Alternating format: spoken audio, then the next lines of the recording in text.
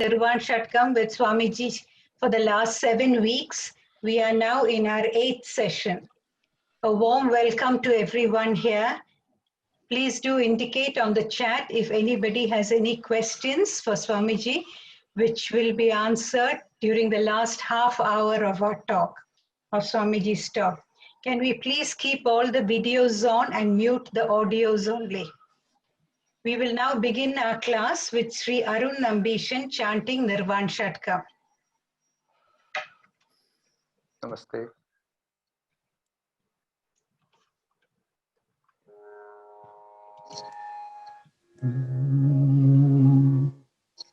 śivo'ham, śivo'ham, śivo'ham. śivo'ham, śivo'ham, śivo'ham. manobuddhyahaṅkāra cittāni nāhaṃ, na ca śrotrajihve, na ca ghrāṇanetre, na ca vyoma bhūmir, na tejo, na vāyuḥ, cidānandarūpaḥ. śivo'ham, śivo'ham, cidānandarūpaḥ. śivo'ham, śivo'ham, na ca prāṇasaṅjño, na pañcavāyuḥ, na saptadhātur, na pañcakośaḥ, na vākpāṇipādau, na copasthapāyu, cidānandarūpaḥ. śivo'ham, śivo'ham, cidānandarūpaḥ. śivo'ham, śivo'ham, na me dveşarāgau, na me lobhamohau, mado naiva me naiva mātsaryabhāvaḥ, na dharmo na charto na kamo na moksha, cidānandarūpaḥ.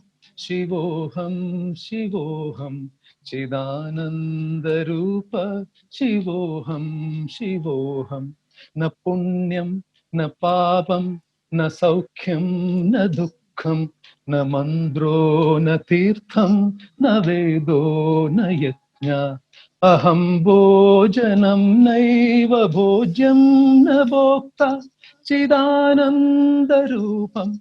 śivo'ham, śivo'ham, cidānandarūpaḥ. śivo'ham, śivo'ham, na mrityur na shanga, na me jadi bheda, pida naiva me naiva mata na janma, na bandhur na mitram, gurur naiva shishya, cidānandarūpaḥ. śivo'ham, śivo'ham, cidānandarūpaḥ. śivo'ham, śivo'ham, aham nirvikalpo nirakārarupo vibhutvacha sarvatra sarvendriyanam, na ca sangatam naiva muktirna meya, cidānandarūpaḥ.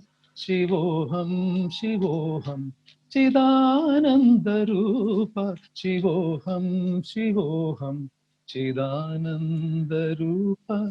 śivo'ham, śivo'ham.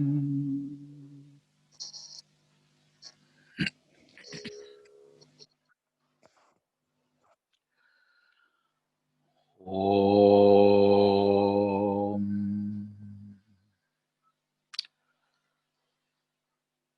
Gurur Brahma, Gurur Vishnu,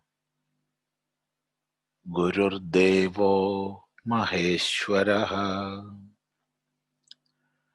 Guru Sakshat Param Brahma, Tasmai Shri Gurave Namaha. Om Sadashiva Samarambham Shankaracharya Madhyamam Asmadacharya Paryandam Vande Guru Paramparam. Oh.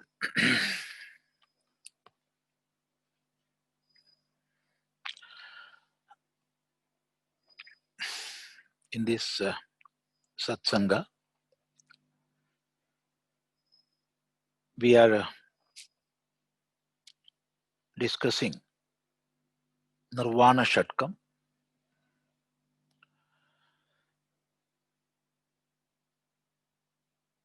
It's a very short prakarana, and at the same time it's a stuti. It's a piece of writing in praise of the self. So far we have seen 4 shlokas. Now 2 more shlokas are there. We can go to the fifth shloka today. As we have seen several times,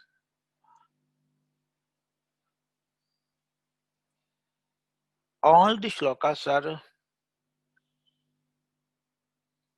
doing the one and the same thing, that is negating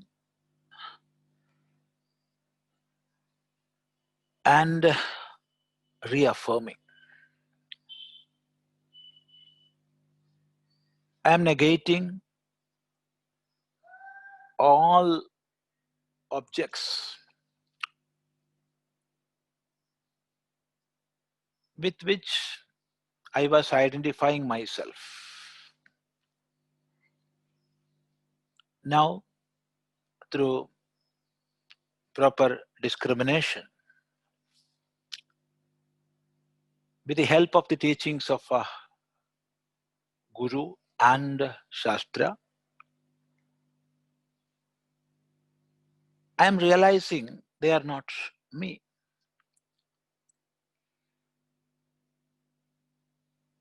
Until today, I was identifying myself with them, with many objects. Objects which are seen by me.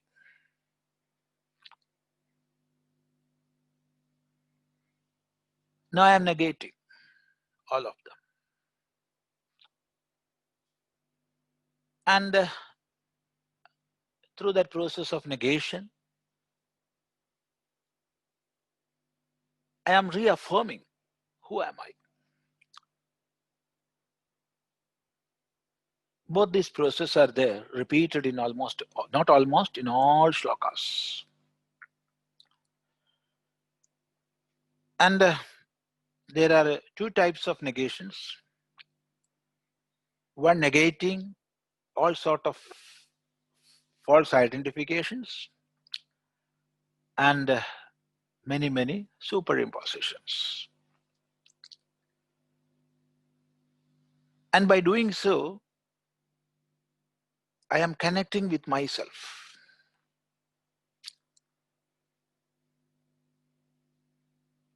It is getting a reconnection. And what is that? That is cidānandarūpaḥ, śivo'ham, aham, śivo'ham. So here also the same thing is repeated. Na mrityurna shanga, na me jāti bhedaha, pita naiva me naiva mātā ca janma, na bandhurna mitram, gurur naiva shishyaha, cidānandarūpaḥ śivo'ham śivo'ham. This is the 5th shloka. Na mrityurna shanga, na me jāti bhedaha, pita naiva me naiva mātā ca janma, न बन्धुर्न मित्रं गुरुर्नैव शिष्यः चिदानन्दरूपः शिवोऽहं शिवोऽहम् न मृत्युः न शङ्का न मे जातिभेदः पिता न एव मे न एव माता च जन्म न बन्धुः न मित्रं गुरुः न एव शिष्यः चिदानन्दरूपः शिवः अहं शिवः अहम्.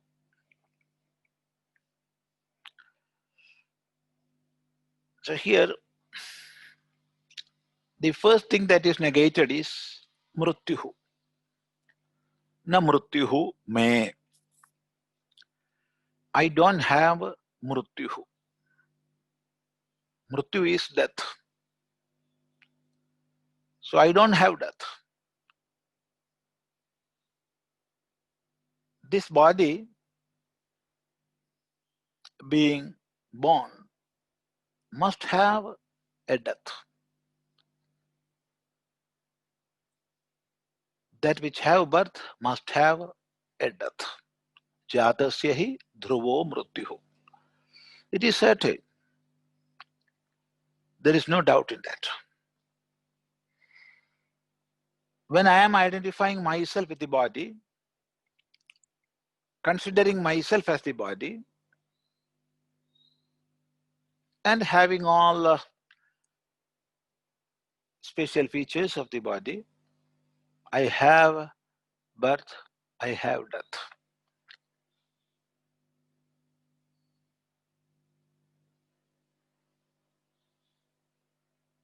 Every year,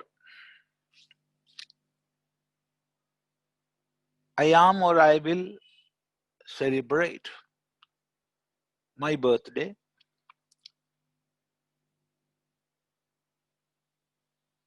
to reinforce this ignorance. Just to reinforce the ignorance. I am the body. I am the body.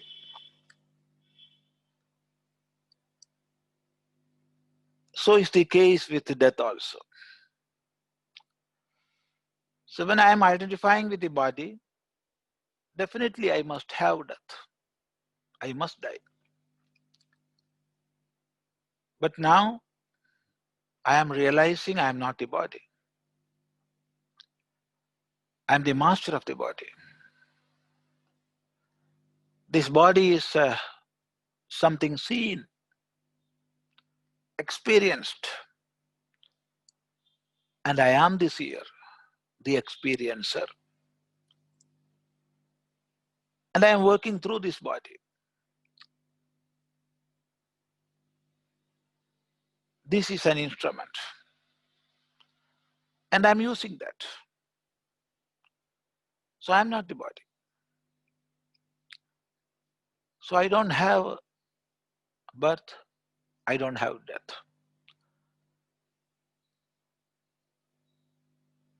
By negating one, I am negating both.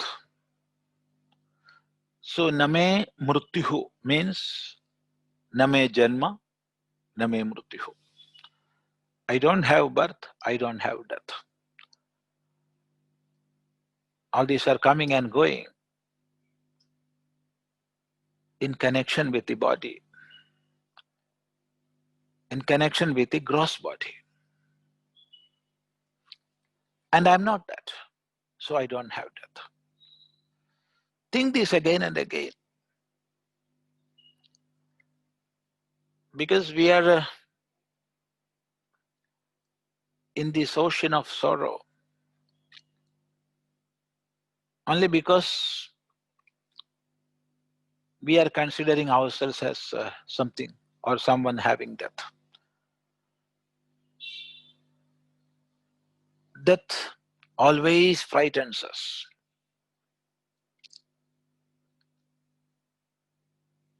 It begets sorrow. So think repeatedly, I don't have death. As this body is born, it will die. It must die. It is the law of the nature. But I am above that. Think that. Consider that always. I am deathless. I am the immortal self.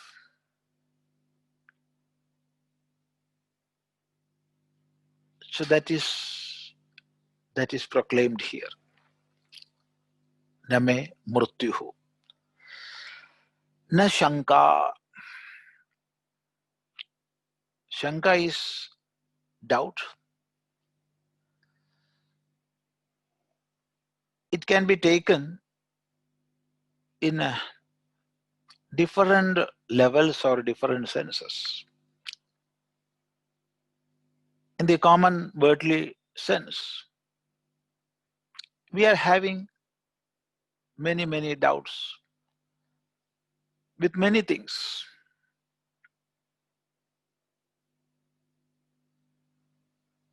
And all doubts are projected by our own mind. It is the effect of the mental activity.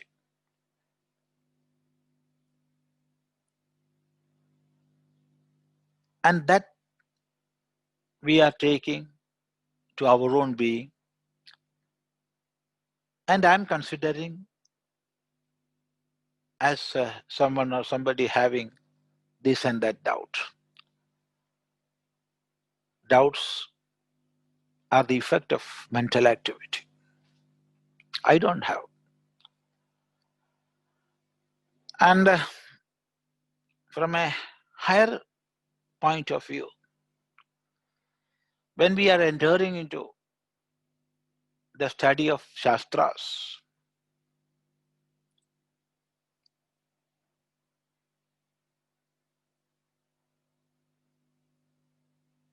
then we are hearing from Guru,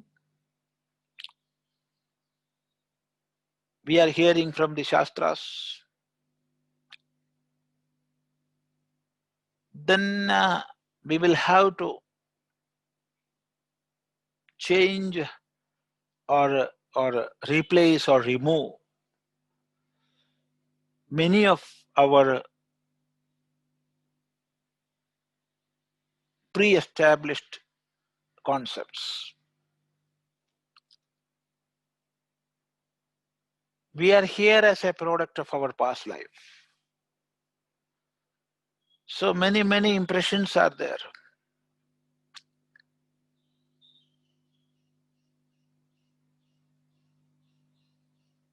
Strongly embedded in our individuality. We have to remove them all. We have to replace them. But it is not an easy affair.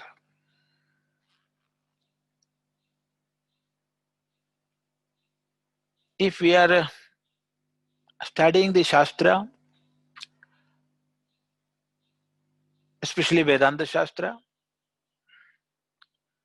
in a pure academic way, then there is no much problem. Because we are taking it as a subject.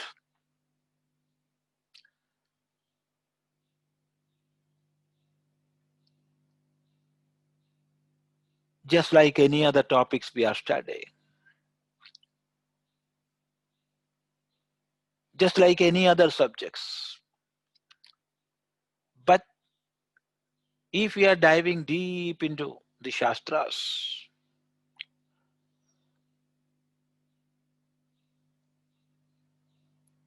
to remove our own ignorance, then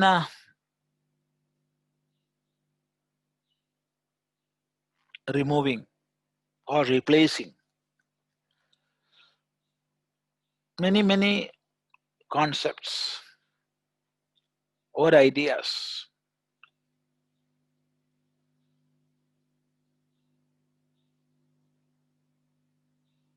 which are there for years and years. Why? Why to say years? For lives and lives.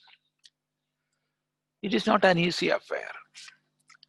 So naturally doubts will come. Questions will erupt.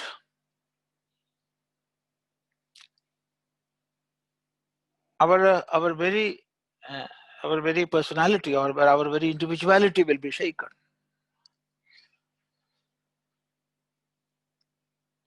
And it is only through the help of Shastras, it is only through the grace of the Guru that we can overcome all these doubts. Still higher doubts will come. We have to remove them also. Then again still higher doubts will come. Then we have to remove that also. This is the style of the inward journey. And when we reach the very heart of the Shastras, not the verbal gymnastics, the very heart of the Shastras, then no doubts will be there.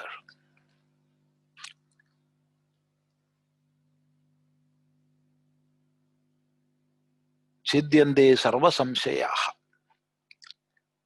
That is the position of one of realization. Chidyante sarva samshayaha. There, the self is established in the self.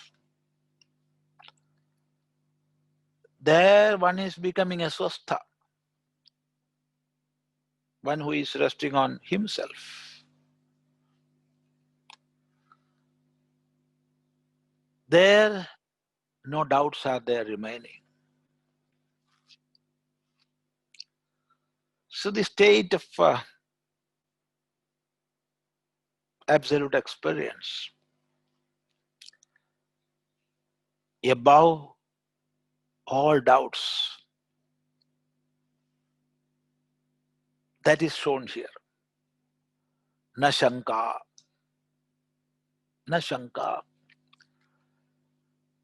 Shanka is a product of mental activity. And I am not identifying with that. That will come and go. And I am above that. Na me shanka. Na me mrutyuhu. Na me shanka. Na jadi bhedaha. Na jadi bhedaha. Jati is connected, that which is connected with birth.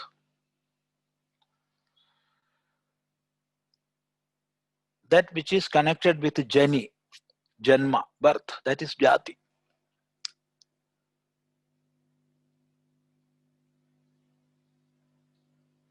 In our common worldly language, we are using jati to mean caste.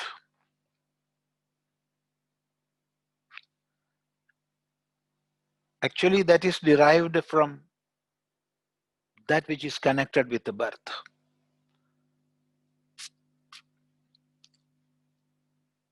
So how we are considering, so will be the meaning of the jati.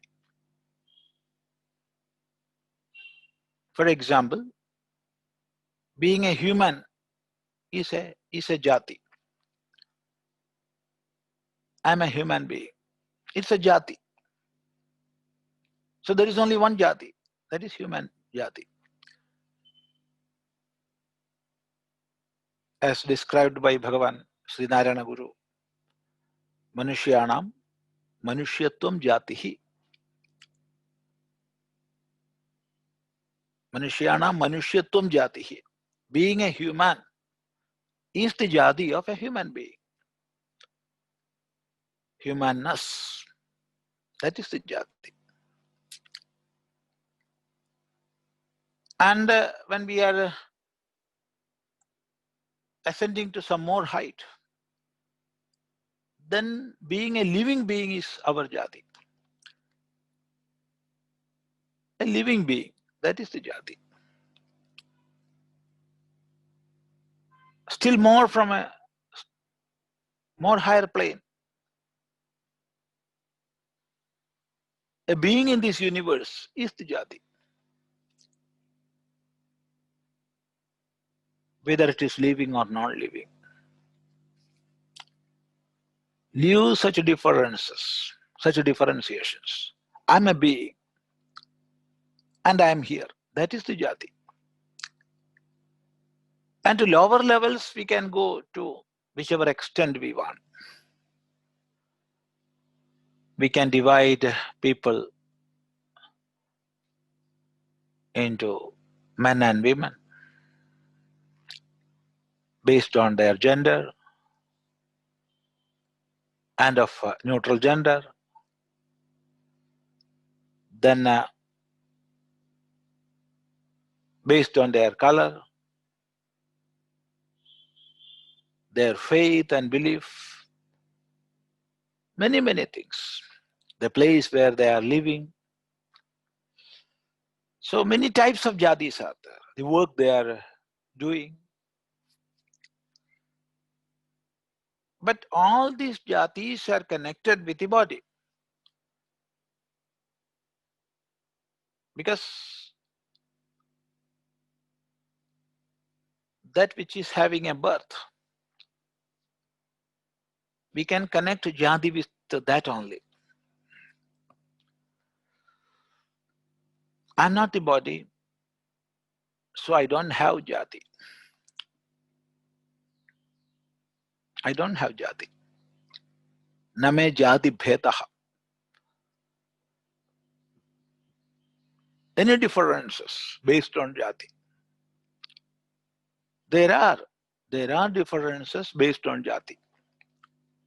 But they are connected with the gross objects which are born.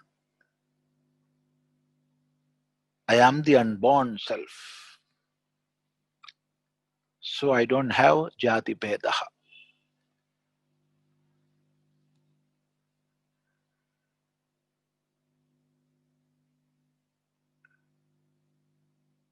Na mrutyuhu, na shanga, na me jati bhedaha, pita naiva me naiva mata. For me, na pita, no father. I don't have father.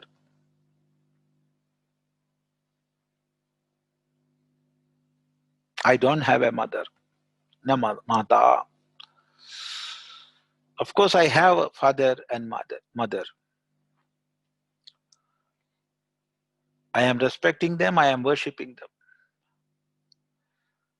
But this father and mother are there only when I am considering myself as the body. When I have birth, I have father and mother. And in that transactional level, I am respecting them, I am loving them, I am worshipping them. But going above from the transactional plane, which have birth and death, I don't have them both. How can I have a father, a mother? No.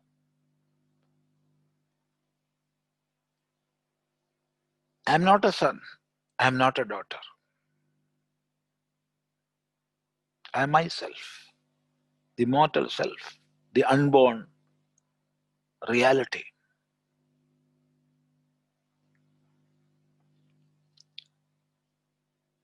For this body, certainly there is a father, there is a mother, even if known or unknown. But it is for the body, for the gross body, not even for the subtle body. Because the subtle body came from my past life, with all samskaras, inscriptions of karma. I came to this gross body and entered into the gross body, and I am living in this. And after living for a certain period, I will leave this body. This is the fact. So when I am considering myself as the self, I don't have father, I don't have mother. Name janma. For me, there is no birth. I am the unborn self. The same thing is repeated again and again. Because all these are to reaffirm who am I. So the same thing, same teaching is repeated. Because that much strong is the identification. That much deep-rooted is the superimpositions.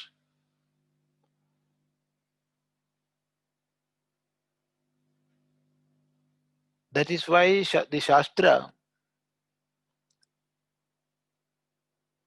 repeats the same teaching. The same teaching. Because I have that much strong identification with the body-mind-intellect complex and things connected with that. So it is not an easy affair to remove that, to take away that.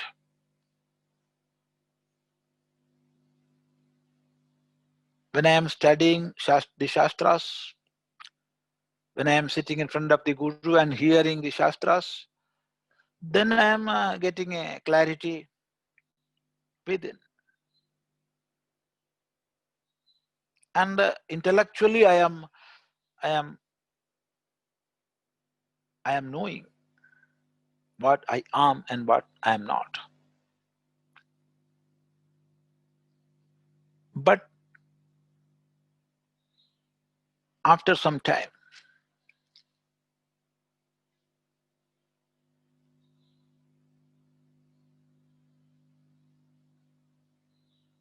all the false identifications come back. And the basal ego, ahaṅkāra, it is giving fuel to other instruments, mind, intellect and citta.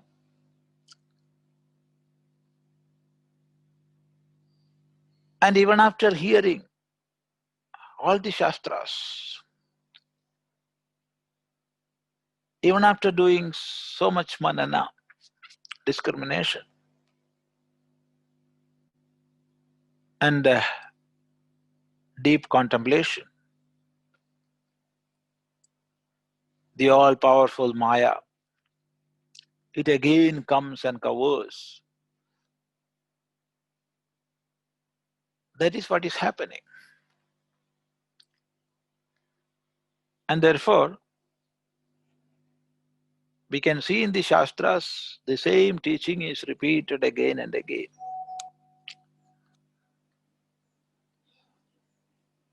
Here also we are seeing that. Pita naiva, me naiva, mata cha janma. Na bandhuhu. If I don't have a father and mother, when I don't have birth even, then certainly I don't have relatives. I'm considering many people as my relatives. I'm relating myself with many people, many persons.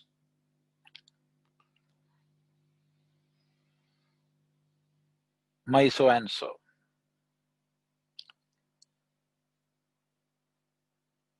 Always we are living in this world like a creeper, not as a tree. We will always find some care of, some relations, and we will establish that this is my so and so. And even after having so much, so many, we are not satisfied. Again and again we will be creating more and more.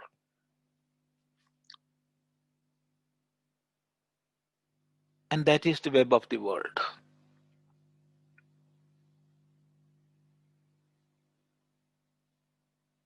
So actually, bandhu, relative, by creating more and more relatives or relations, I am binding myself. I am binding myself in the web of the samsara. That is why they are bandhus. Badhnati. Badhnati. Iti bandhu. One who is binding, he is a bandhu.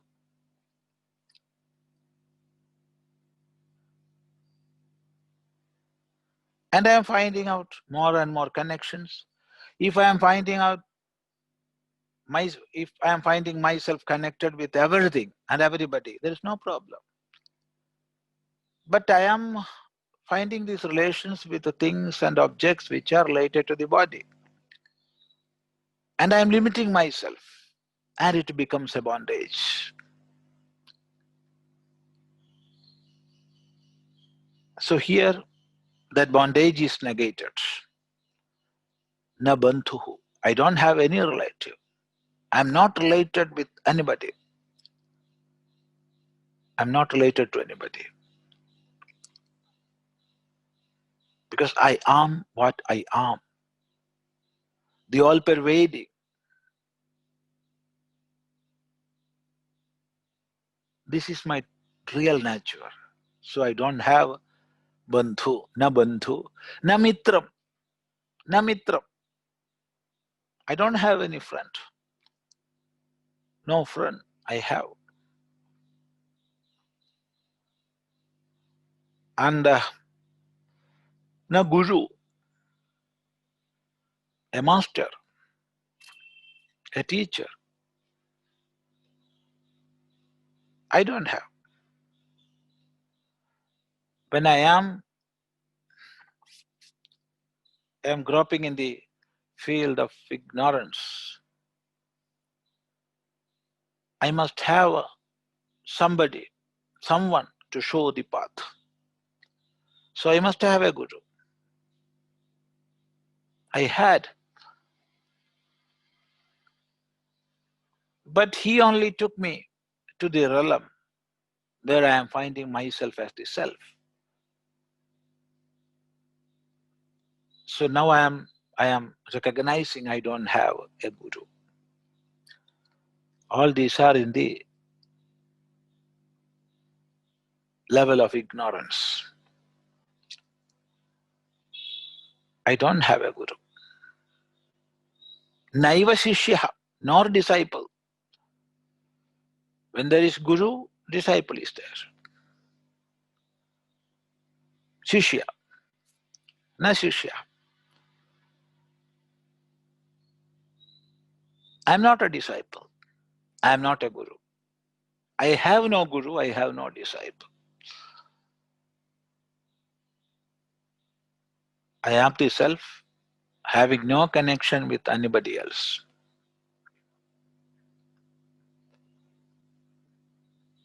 Na taddvitiyam asti. There is no such a second.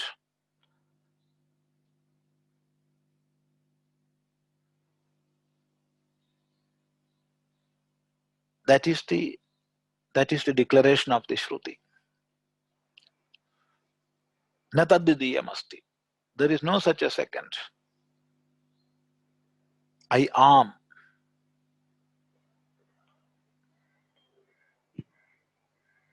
So, na me pita, naiva mata, na bandhuhu, na mitram, na guruhu, na shishyaha. All these relations or relatives, connections I am making because of many identifications. All these are negated. I don't have. Then after negating all these false identifications, I am reaffirming who am I. I am cidānandarūpaḥ. And my real nature is śivo'ham, the most auspicious. I am the most auspicious. I am of the nature of knowledge absolute and bliss absolute, cidānandarūpaḥ. This is my real nature. And therefore, I don't have death, nor I have birth. I don't have any doubts, no differentiations based on birth, father, mother, relations, friends, teacher, disciple. All these are products of many false identifications. And all these are products of avidya, ignorance. My real nature is above avidya. I am the self established in the self, as the self.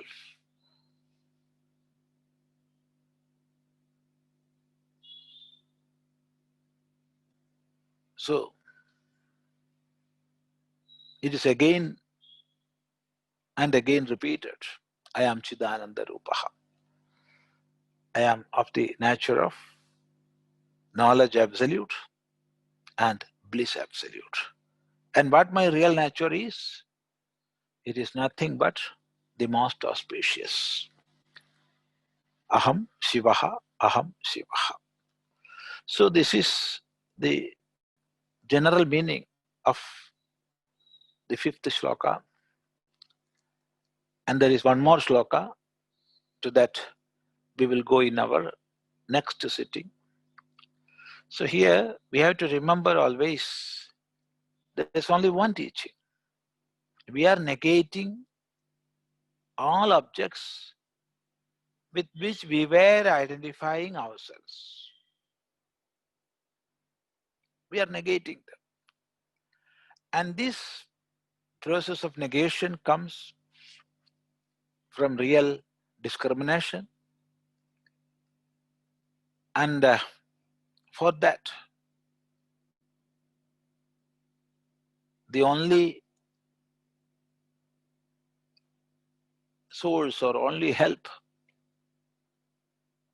is Shastras. And into the Shastra, we have to dive deep.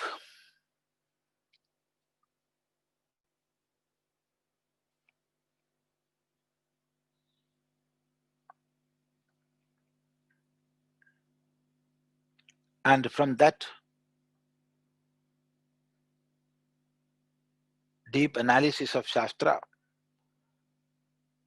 this firm conviction will come. And from that conviction, we are doing this process of negation and affirmation. So there is one more shloka that we will see in our next session. So now, who have doubts within or question to ask, they can do that. If I know the reply, I will reply. So without hesitation, we can ask. Namaste. Today's first question is from Nirmala ji. Namaste, Swamiji. Namaste. Swamiji talked about mātsaryabhāvaḥ in the third shloka. Amongst college and school students, how can we practically bring about a balance between competition and academic progress? What can we teach the children about this practically? In competition, we are considering it as going up in relation to others. That is, I am higher than him or I am higher than her. This is not real excellence. It is not academic excellence.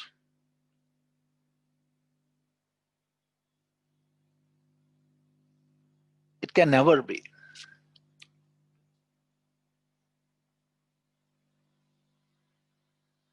What we want is a holistic knowledge, an all-round knowledge that comes from detailed analysis of the subject, deeper studies. So we have to teach our children, show them the real path. That is, we have to excel in our academic studies. We must have a thorough knowledge in the subjects we are studying. We must have a holistic approach and all-round development. It must not create a sort of a comparison with others, because each individual is having his own or her own individuality. I will have many plus and many minuses. Both are there within me. And each individual have.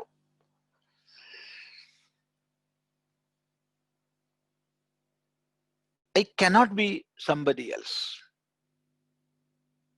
I cannot be somebody else. I can be myself. So I cannot emulate the style of others. And it is futile to do so. So teach our children to excel in their academic studies, to have a all-round development and holistic approach, study their subjects well, and all of you in the class must be experts. All of you. Never tell them, you must be the first in the class. No. You must be the first in the class. Never tell that. All of you must be the first. So nowadays, instead of mark system, we are accepting the grading system, and it is a better practice. And still, there are many negative aspects for that. So never tell our students to be the first in the class or first in the school or first in the state or first in the district. But tell them to have all-round development, learn the subject well. And for that, we can promote group discussions. So when we are doing group discussions in our primary classes, not in the higher classes, in the higher classes we are doing that. But by then our personality is already molded. So from the primary class, we must develop group discussion style of learning. And in the new educational policy, it is there. That is to develop that investigative faculty and arriving at answers through group discussions. There are many suggestions there in the new educational policy. So let us visualize the best. Let us pray for the best. So to have academic excellence, we must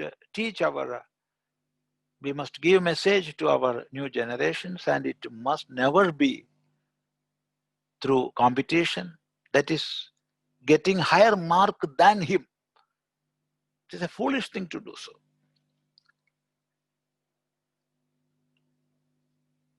I'm remembering in our earlier days, when university college results comes, especially in subjects connected with arts and humanities, history, economics,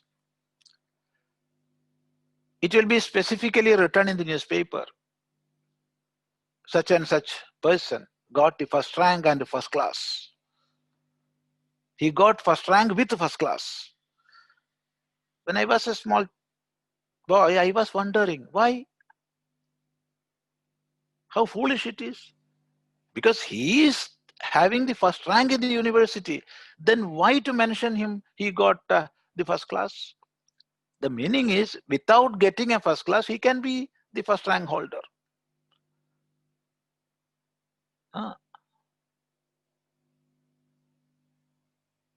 Better fool among a flock of fools. There is no meaning in that. So never teach our students, never tell our children to be first in the class. Tell them to have academic excellence, to learn well, to analyze different aspects of the subjects, and have a holistic vision regarding that particular subject. Then we can create gigantic beings. We can create. But see, the whole of our bureaucratic system, all our service sector, we are seeing pulling and pushing. I must be above him. He must be below me. This we can see. Why? Because from early childhood, it is being instilled into our individuality.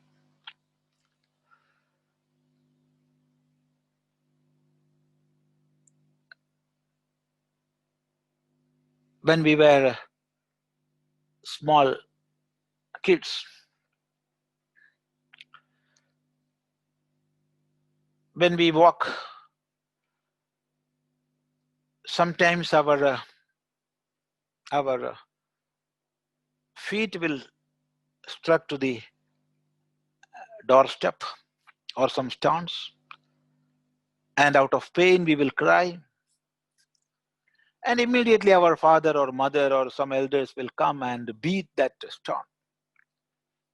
Give a kick to that footstep. Then we will stop crying. Why?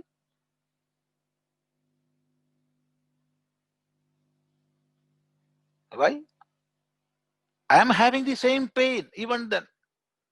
No relief in pain. But my mind gets a solace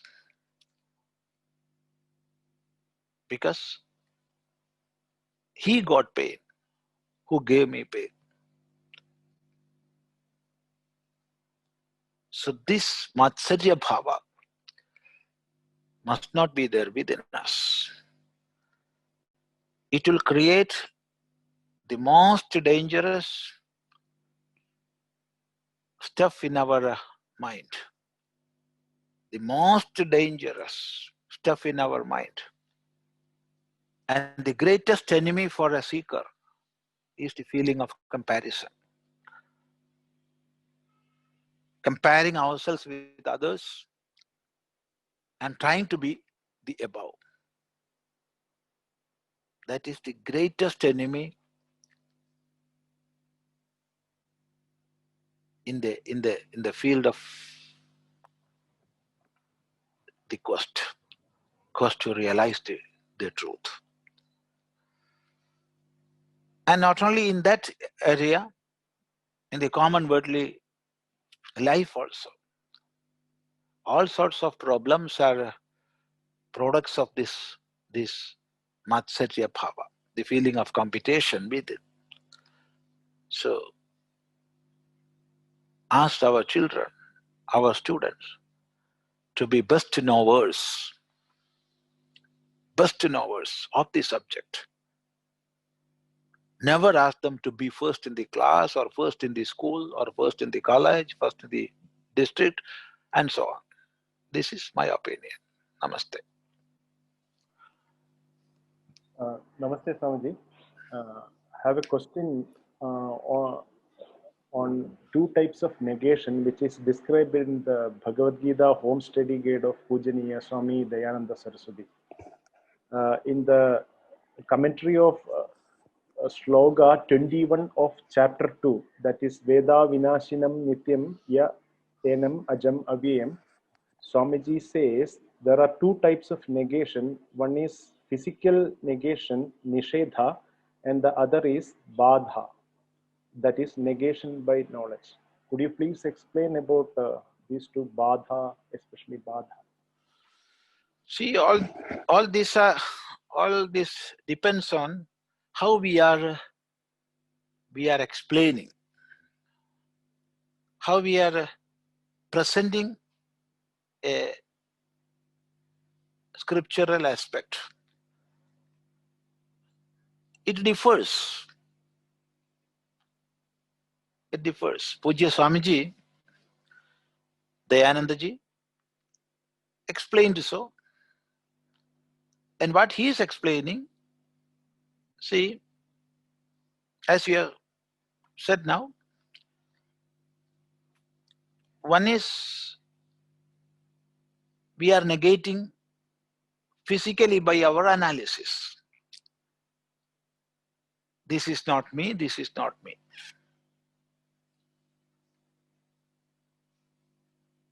And our active involvement is there. We are doing it with our intellect or the intellectual faculty by the process of thinking that we are doing. The physical negation we are doing. This is not me, this is not me. That is one stage or one step or one aspect of negation. And when that knowledge is well established within, then we need not physically negate as we did earlier.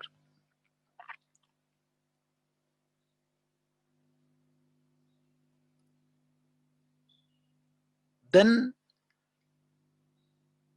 objects of the world or things of the world, which I was negating earlier, that is physical negation. Now they are bādhita. They are bādhita. That is, they have gone. I am seeing that. I am seeing the body, I am experiencing the body, I am in the world, I am seeing all the objects of the world. But now I need not do them. I need not do that process of negation physically. Because of the knowledge I have within, the conviction I have. The objects of the world are naturally negated. So the step of negation, that is now giving bādha to the objects of the world. That is, they are bādhita. Now I need not do them physically. I need not analyze them and negate. Because of the wisdom within, it happens naturally. So first stage is, or first step is doing physically, and the second is when being is established in the knowledge, that happens as it is, and they are standing. Because we are seeing them. See, when we are seeing water in the desert or on the surface of a road in the summer season, we know. Earlier we were thinking there is water, and from our experience we are knowing there is no water, and physically then after that when we see that water, we will physically negate with the help of intellectual faculty. There is no water. There is no water. It is just an illusion. And when that knowledge is established to firm within, now when I am seeing the water, I know there is no water. So I need not do that physical negation. It is bādhita. But still I will see that. Still I will see that. So earlier when I was seeing, I was thinking it to be there and I was negating. Now I am seeing the same thing. There is no difference in that vision. This same vision is there. But the effect of that, it is entirely different. Now it is bādhita. So it may be in this stretch, Pujya Swamiji explained. I don't know. Because I have not seen that book. I have seen that book, of course, but I didn't go through that. So this will be the style of Swamiji's explanation, I am thinking. If there is any difference, you can please tell that. Because Swamiji, Pujya Dayanandaji, always he will move in the traditional way. So this is the way. And even otherwise also we can explain. That depends on how we are explaining, to whom we are explaining. So many aspects are there. I think this will be the style. Yeah. I don't know. What's your opinion?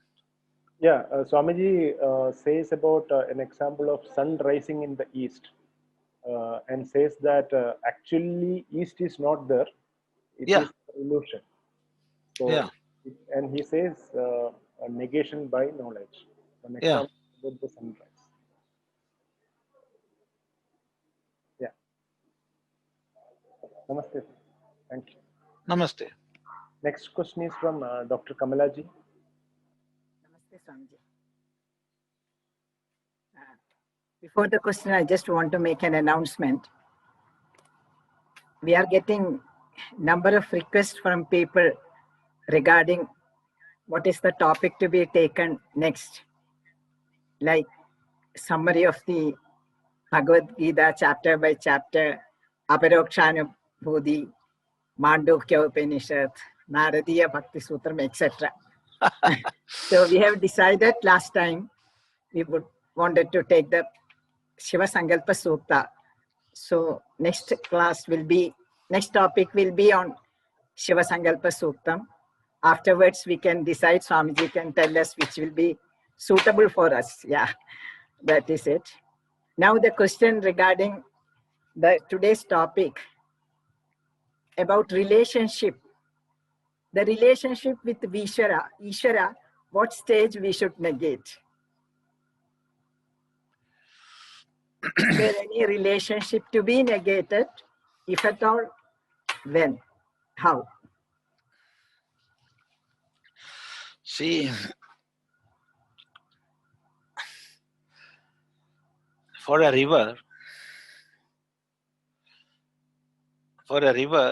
there is the individuality. I am such and such river. I am Ganga. I am Yamuna. I am Sarayu. I am Godavari. It need not negate that when it reaches the ocean, when it is one with the ocean, actually there is no such a process as negation. I am not that.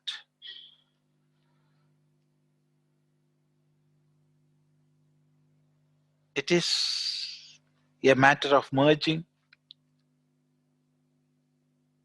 It is a matter of realizing the oneness.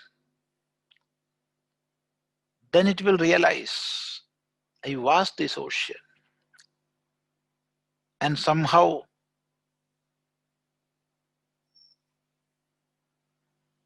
I identified myself with a stream, and that stream became bigger and bigger. Then my identifications turned into that of a river, and now I am realizing I am the ocean. I am the ocean. Now, there is one more step further that we can discuss later. Later means today itself. But see, when we are speaking about river and ocean, or a water stream and the ocean, it is like the Vyashti and the Samashti. It is like the Jiva and the Ishvara.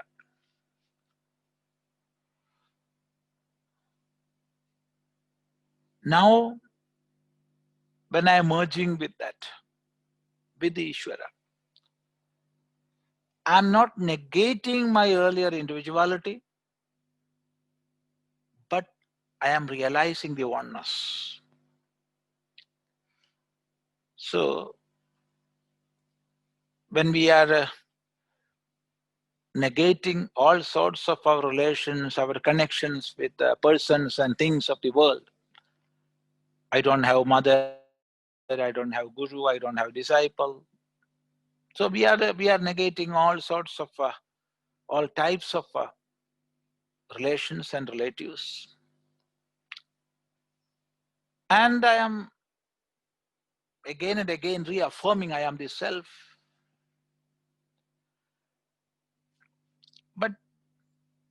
later a sort of relation, a sort of deep love develops within towards Ishvara, and it becomes the real bhakti, real devotion,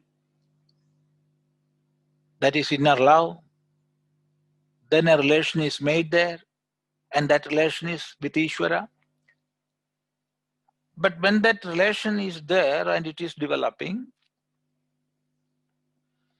all other limited relations,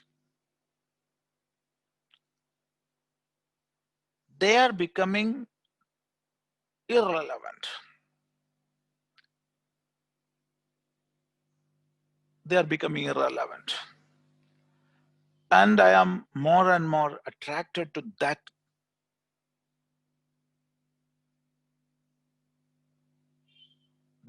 whole Ishvara. And finally, I am becoming one with that. That is reaching the ocean. So there is no such a process as negating, but there is something like becoming. It is becoming, it is not negating. Now the limited ego, the limited individuality of the river is not negated, but it has become one with that big identity, ocean. This is the answer. Now come to the next stage of the problem. Jiva becoming one with Ishvara is not the final word of Vedanta. Jiva becoming one with Ishvara is the verbal meaning of Mahavakya, like Tattvamasi Aham Brahmasmi. The real meaning is Atma becoming one with the Brahman. What is the difference? Verbally, Jiva becoming one with Ishvara is the meaning of Mahavakya. But it is not the correct or inner meaning of the Mahavakya. Inner meaning of Mahavakya is Atma becoming one with Brahman. Then comes the question, what is the difference? Atma is Jiva and Brahma is Ishvara. No. Jiveshwara Aikyam is the verbal meaning of Mahavakya, whereas Atma Brahma Aikyam is the ultimate or real meaning of Mahavakya. What is there, or what was there in the river? It was water. It was water. Nothing else. We are calling it like udagam when it is contained in a vessel. We are calling it a stream when it is flowing through a narrow canal. And we are calling it a river when it is a more broader. And when it reaches the ocean, what's an ocean? A bigger pond. Nothing else. A huge pond. So, when it is in a bottle or in a tumbler, it was water. And when it was in a stream, it was water. And when it was identifying itself with a river, it was water. And when it is identifying with the whole as ocean, even now it is water. Nothing else. It is not becoming something else. It has not became. So same thing is there. So realizing the waterness, I was the water, I am water. That knowledge, that is the real inner meaning of the Mahavakya. That is Atmacha Brahma. When we are saying Ishvara, there is a concept of all-pervading nature, encompassing all the creations. And when we are speaking of Jiva, it is very much limited to one body, mind, intellect complex. So all this depends on the size, the quantum, not the thing. So what is there within the Jiva and what is there within the Ishvara? It is the same self. It is the same self. So in the ultimate analysis, there is no such a thing as the river merging with the ocean. It was water and it is water. And that is why, while explaining the state of a man of realization, all the prakaranas repeats Jale Jalam, Udage Udagam Kshiptam,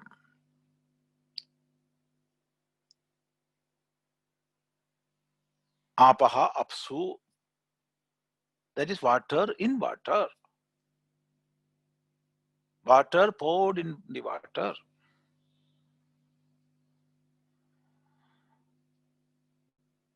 So, it is not negation. It is becoming one with that in the Jiva Ishvara sense, and in the higher plane, there is no such becoming, because it was the one self. So there is no such a question as merging or becoming. So when we are taking this relation with Ishvara and devotion, there is no such a process as negation. This is the answer. Swamiji, next question is from Arunji. Namaste, Swamiji. Namaste. My question is little related to today's discussion. We discussed that the subtle body, there is no parents and it came from the past karma. And also it is said to be that the subtle body, it is beginningless. So my question is, when with that background, when we are saying it is beginningless, it means that there is no birth. Does it guarantee that there is an end? For gross body, we say whenever there is a birth, then there is a death. So if that is true, then it may apply the principle of Atma principle itself when there is not able to guarantee that there is an end. I don't know whether I communicated the question. Yeah, it's clear. See, when we are saying that this gross body we got from our parents, so this gross body has a birth and of course death therefore. But the subtle body do not have such birth and death. It never means the subtle body is immortal. it never means the subtle body has no beginning or end, because the subtle body is made of elements. That is, the subtle aspects of 5 elements. From them, these senses of knowledge, and our inner instrument of knowledge, both were formed from the sattvika aspect of subtle elements. So also from the rajasic aspect of subtle elements came all the organs of action and pranas.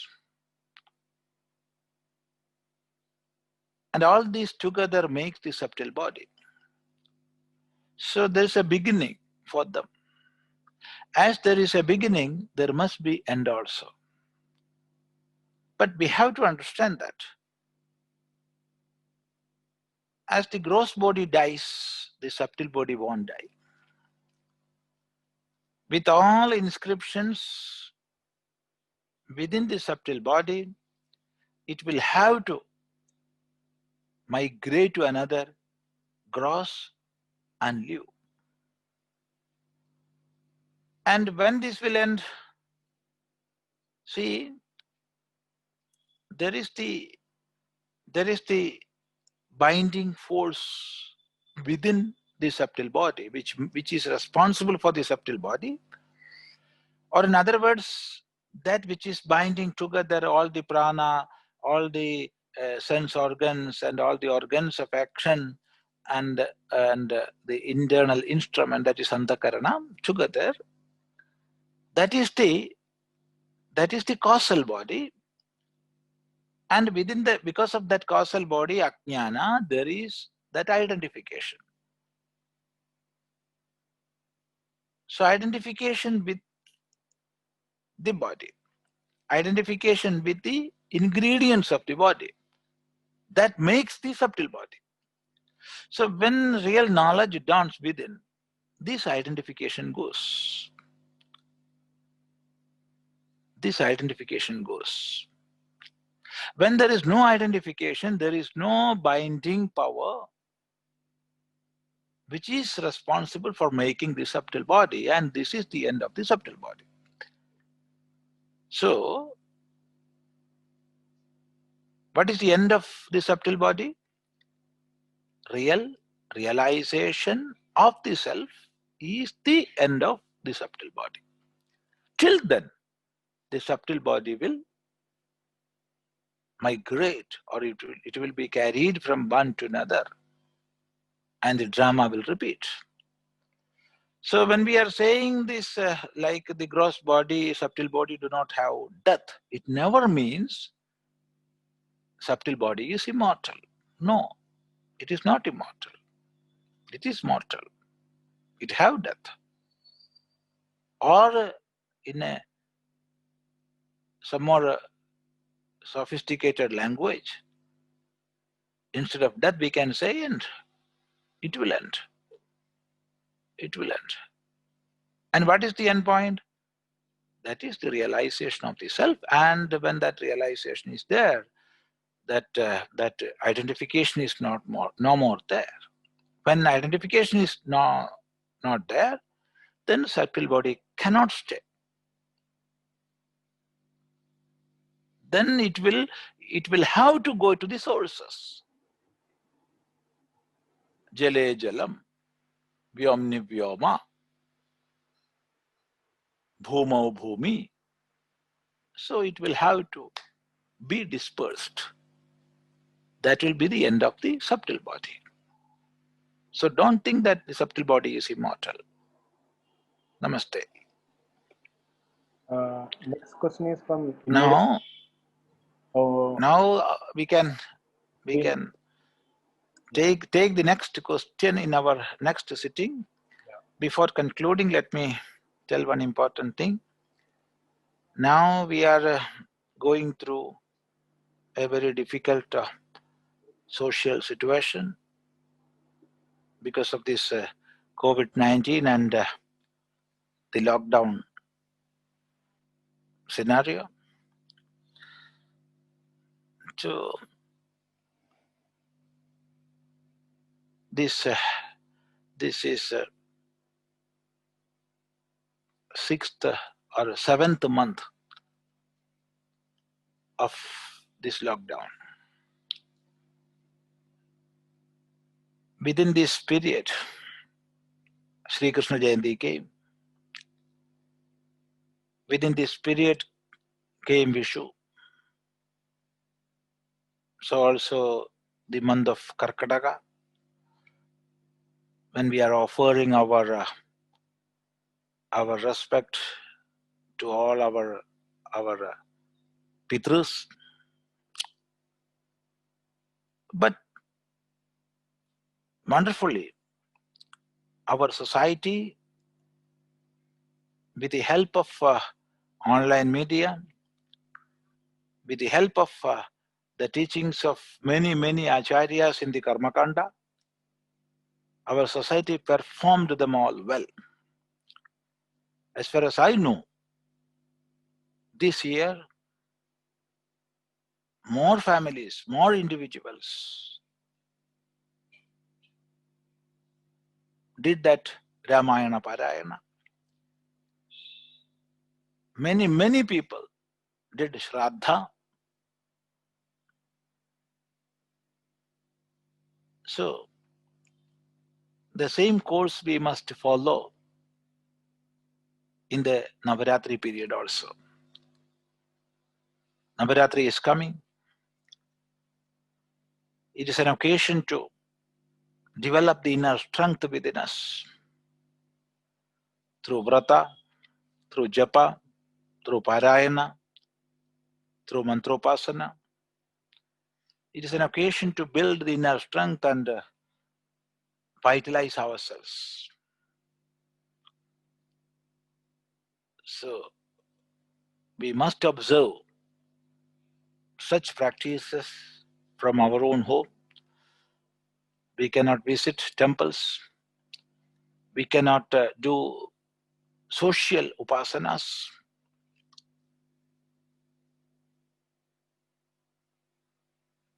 So from our home we can practice them all. And of course, on the day of Ashtami, we have to start puja. And Navami, we have to follow that. And on the Vijayadashmi day, we have to do Vidyarambha. All that we can do from our own home. Because Acharya is the very base of Dharma. Acharya is the very source of Dharma. Acharya Prabhavo Dharma. And it is Acharya which makes the Dharma. So we must protect our Acharya and thereby protect our Dharma. So this is one important point to remember. Lockdown situation will end and all our economic, commercial, agricultural, social activities will be revived. But by then, our dharmic base must not become powerless. That we have to keep. And that is possible only through our own practice. So remember that, keep in mind. Namaste. Om Sahana Bhavatu Sahanau Bhunaktu Sahaviryam Karavavahai Tejasvinavadhitamastu ma vidveshavahai. Om Shanti Shanti Shanti. Om.